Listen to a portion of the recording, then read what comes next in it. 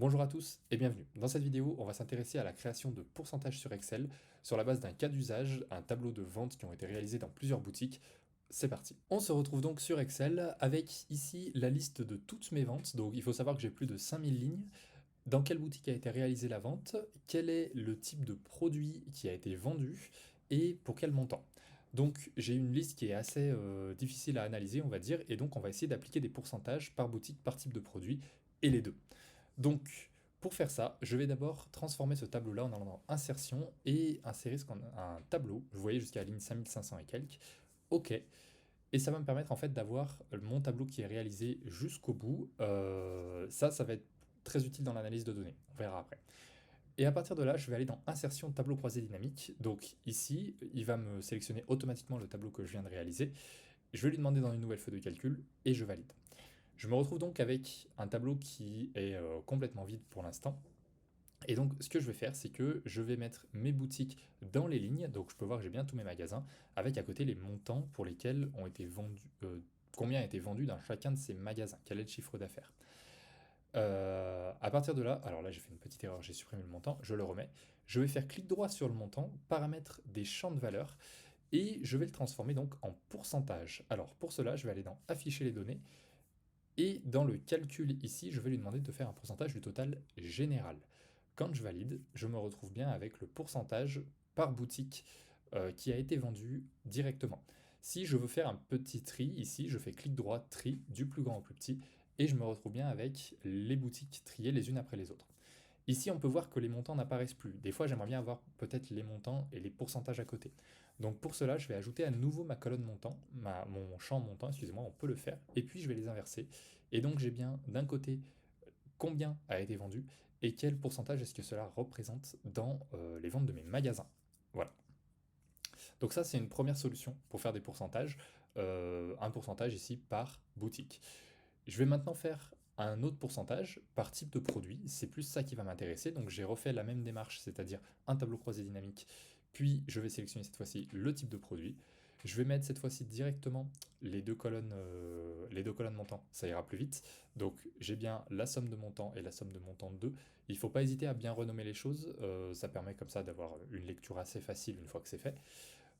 Montant pourcentage, et de la même façon, je vais aller dans les paramètres des champs de valeur pour mon pourcentage, et dans Afficher les données, je vais lui demander un pourcentage du total général. Voilà.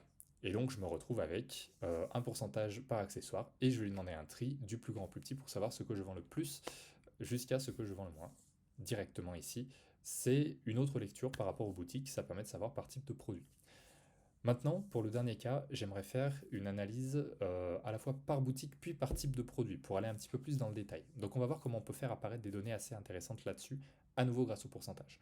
Donc je vais sélectionner les boutiques et je vais sélectionner les types de produits. Donc là on se rend compte que j'ai bien mes trois types de produits pour chacune des boutiques. Puis je vais insérer le montant. Et à partir d'ici, je vais pouvoir un petit peu travailler sur ces pourcentages-là.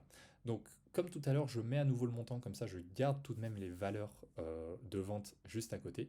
Et dans les paramètres de champ de valeur du deuxième, je vais aller dans Afficher les données et je vais lui demander le pourcentage du total général. Je vais le renommer également, toujours pareil, là je vais vous montrer plusieurs colonnes et plusieurs types de pourcentages, donc il faut bien les renommer.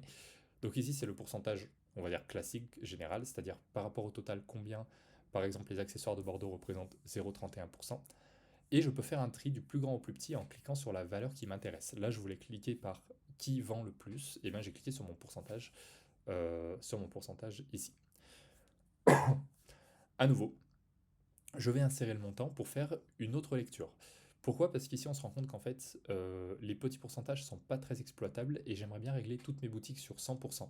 Donc je vais appeler ça pourcentage local, et en fait je vais avoir toutes mes boutiques réglées sur 100% avec la répartition à l'intérieur. Donc je vais dans pourcentage local et je vais lui demander le pourcentage total du parent.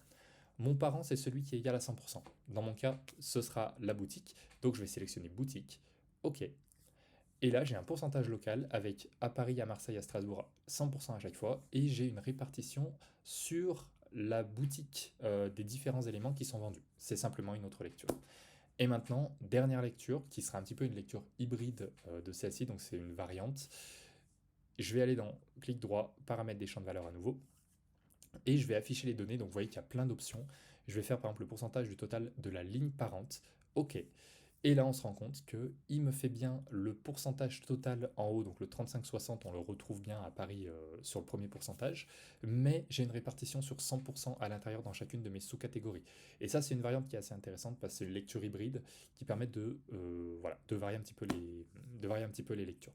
Merci d'avoir suivi cette vidéo. N'hésitez pas à vous abonner à la chaîne pour suivre les prochaines techniques de productivité que je vais partager ici, que ce soit sur Excel ou sur d'autres logiciels. Vous pouvez découvrir mon livre Excel disponible sur Amazon pour construire des Excel adaptés à votre besoin. Je vous remercie et à bientôt.